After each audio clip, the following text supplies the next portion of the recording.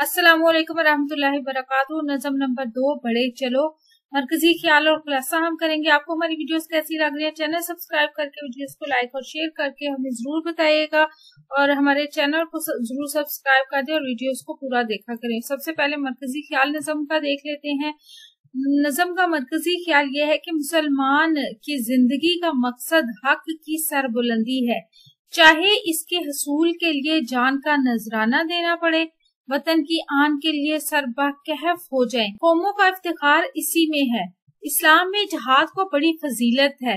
जहाँ तक जहाद जारी रहेगा उम्मत मुसलमा का सर बुलंद रहेगा या उम्मत मुसलमा सर बुलंद रहेगी।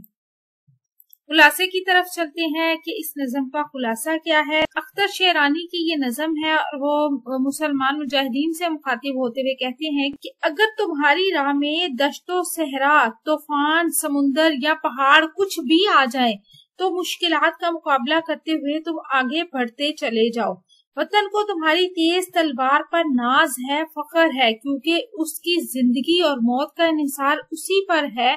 दिल में वतन की मोहब्बत की लगन लिए कदम तेज तेज उठाते चले जाओ। वतन के पाक नाम पर ऐसी तलवार उठाओ कि काफिरों को राय फरार ना मिले।